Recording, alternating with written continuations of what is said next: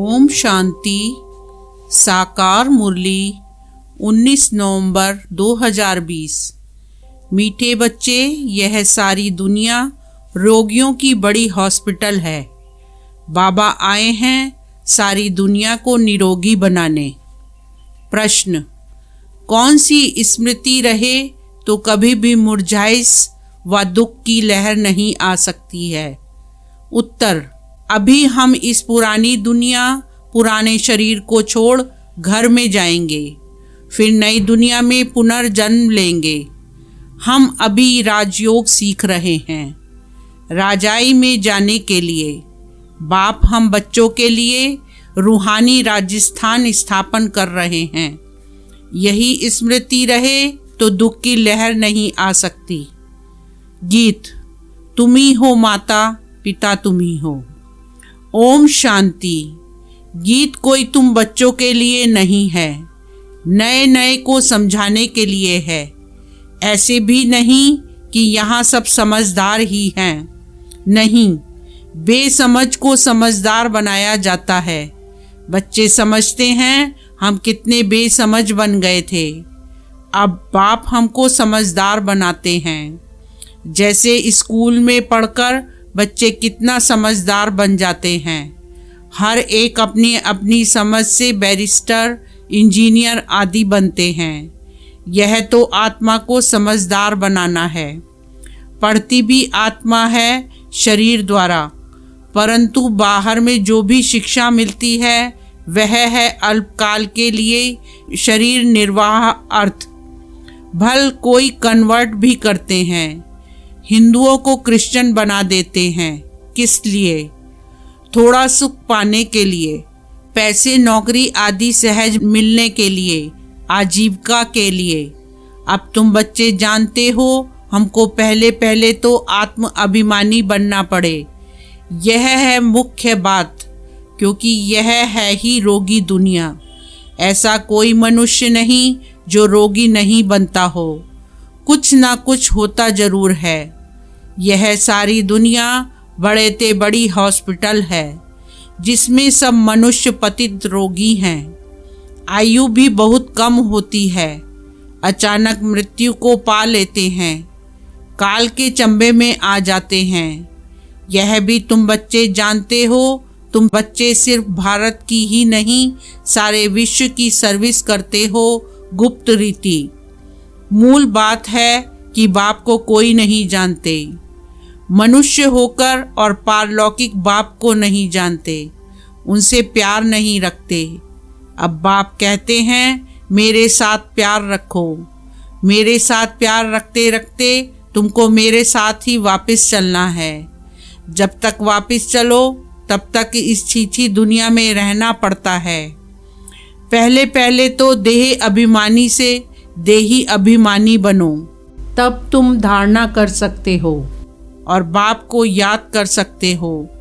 अगर देही अभिमानी नहीं बनते तो कोई काम के नहीं। देह अभिमानी तो सब हैं।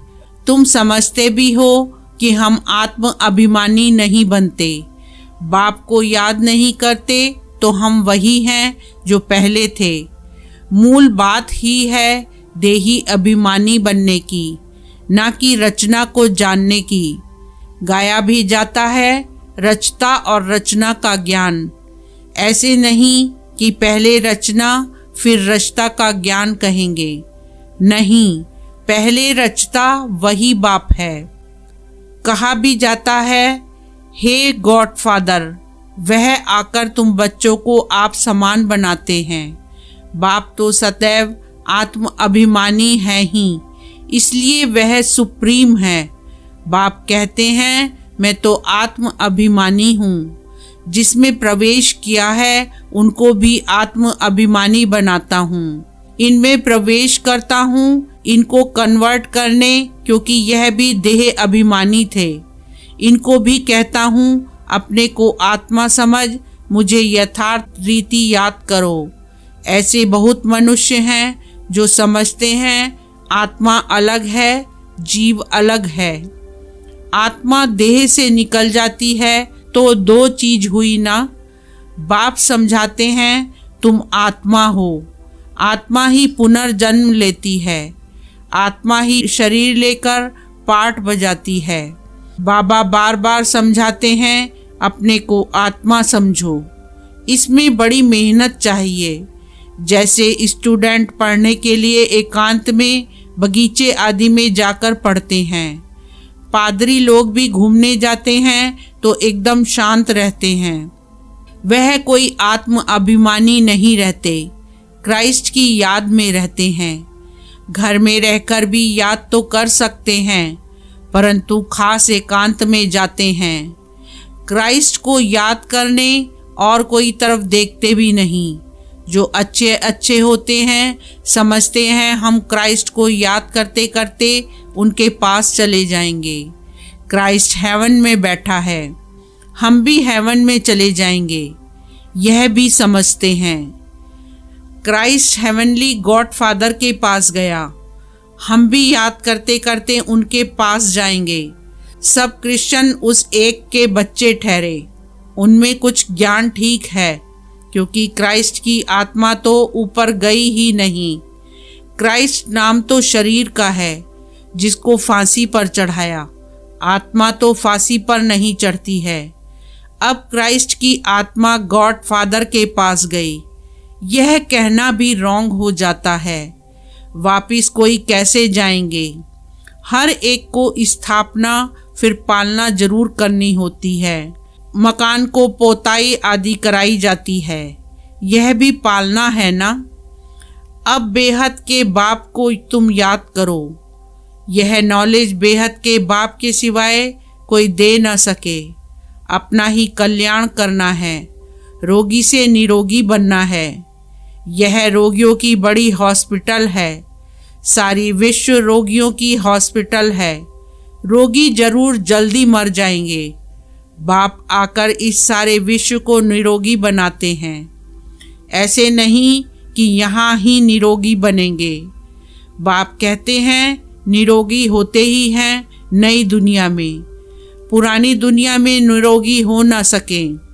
यह लक्ष्मी नारायण निरोगी एवर हेल्दी हैं, वहाँ आयु भी बड़ी होती है। रोगी विशेष होते हैं, वाइसलेस रोगी नहीं होते। वह है ही संपूर्ण निर्विकारी। बाप खुद कहते हैं इस समय सारी विश्व खास भारत रोगी है। तुम बच्चे पहले पहले निरोगी दुनिया में आते हो, निरोगी बनते हो याद की यात्रा से। याद से तुम चले जाएंगे अपने स्वीट होम। यह भी एक यात्रा है, आत्मा की यात्रा है, बाप परमात्मा के पास जाने की। यह है स्पिरिचुअल यात्रा। यह अक्षर कोई समझ नहीं सकेंगे। तुम भी नंबरवार जानते हो, परंतु भूल जाते हो। मूल बात है यह, समझाना भी बहुत सहज है, परंतु समझाए वह जो खुद भी रूहानी यात्रा पर हो। खुद होगा नहीं, दूसरे को बताएंगे तो तीर नहीं लगेगा। सच्चाई का जौहर चाहिए। हम बाबा को इतना याद करते हैं जो बस। स्त्री पति को कितना याद करती है। यह है पतियों का पति, बापों का बाप, गुरुओं का गुरु। गुरु लोग भी उस बाप को ही याद करते हैं। क्राइस्ट भी बाप को ही याद करते थे, परंतु उनको कोई जानते नहीं हैं। बाप जब आए तब आकर अपनी पहचान देवे। भारतवासियों को ही बाप का पता नहीं है तो औरों को कहाँ से मिल सकता। विलायत से भी यहाँ आते हैं योग सीखने के लिए। समझते हैं प्राचीन योग भगवान ने सिखाया। यह है भावना। बाप समझाते हैं सच्चा सच्चा योग तो मैं ही कल्प कल्प आकर सिखलाता हूँ, एक ही बार। मुख्य बात है अपने को आत्मा समझ, बाप को याद करो। इसको ही रूहानी योग कहा जाता है। बाकी सबका है जिस्मानी योग। ब्रह्म से योग रखते हैं, वह भी बाप तो नहीं है, वह तो मह तत्व है, रहने का स्थान। तो राइट एक ही बाप है, एक बाप को ही सत्य कहा जाता है। यह भी भारतवासियों को पता नहीं कि बाप ही सत्य कैसे है। वही सचखंड की स्थापना करते हैं। सचखंड और झूठखंड। तुम जब सचखंड में रहते हो तो वहाँ रावण राज्य ही नहीं होता। आधा कल्प बाद रावण राज्य झूठखंड शुरू होता है। सचखंड पूरा सतयुग को कहेंगे, फिर झूठखंड पूरा कलयुग का अंत। अभी तुम संगम पर बैठे हो, ना इधर हो ना उधर हो। तुम ट्रैवल यात्रा कर रहे हो। आत्मा ट्रैवल कर रही है, शरीर नहीं। बाप आकर के यात्रा करना सिखलाते हैं। यहाँ से वहाँ जाना है, तुमको यह सिखलाते हैं। वो लोग फिर स्टार्स, मून आदि तरफ जाने की ट्रैवल करते हैं। अभी तुम जानते हो उनमें कोई फ़ायदा नहीं। इन चीज़ों से ही सारा विनाश होना है। बाकी जो भी इतनी मेहनत करते हैं सब व्यर्थ। तुम जानते हो यह सब चीज़ें जो साइंस से बनती हैं वह भविष्य में तुम्हारे ही काम आएंगी। यह ड्रामा बना हुआ है। बेहद का बाप आकर पढ़ाते हैं तो कितना रिगार्ड रखना चाहिए। टीचर का वैसे भी बहुत रिगार्ड रखते हैं। टीचर फरमान करते हैं, अच्छी रीति पढ़कर पास हो जाओ। अगर फरमान को नहीं मानेंगे तो नापास हो जाएंगे। बाप भी कहते हैं तुमको पढ़ाते हैं विश्व का मालिक बनाने। यह लक्ष्मी नारायण मालिक है, भल प्रजा भी मालिक है, परंतु दर्जे तो बहुत है ना। भारतवासी भी सब कहते हैं ना हम मालिक हैं।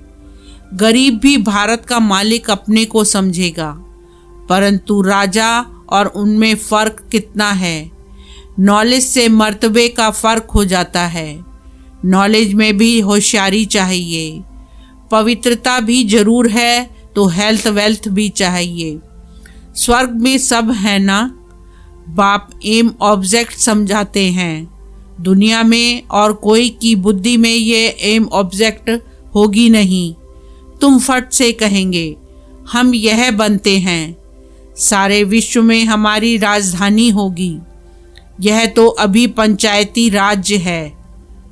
पहले थे डबल ताजधारी, फिर एक ताज, अभी 9 ताज। बाबा ने मुरली में कहा था यह भी चित्र हो। डबल सिरताज राजाओं के आगे सिंगल ताज वाले माथा झुकाते हैं। अभी बाप कहते हैं मैं तुमको राजाओं का राजा डबल सिरताज बनाता हूँ। वह है अल्पकाल के लिए। यह है 21 जन्मों की बात। पहली मुख्य बात है पावन बनने की। बुलाते भी हैं कि आकर पतित से पावन बनाओ। ऐसे नहीं कहते कि राजा बनाओ। अभी तुम बच्चों का है बेहद का सन्यास। इस दुनिया से ही चले जाएंगे अपने घर, फिर हेवन में आएंगे। अंदर में खुशी रहनी चाहिए, जबकि समझते हैं हम घर जाएंगे फिर राजाई में आएंगे, फिर मुरझाइश दुख आदि। यह सब क्यों होना चाहिए। हम आत्मा घर जाएगी, फिर पुनर्जन्म नई दुनिया में लेगी। बच्चों को स्थायी खुशी क्यों नहीं रहती है। माया का अपोजिशन बहुत है, इसलिए खुशी कम हो जाती है।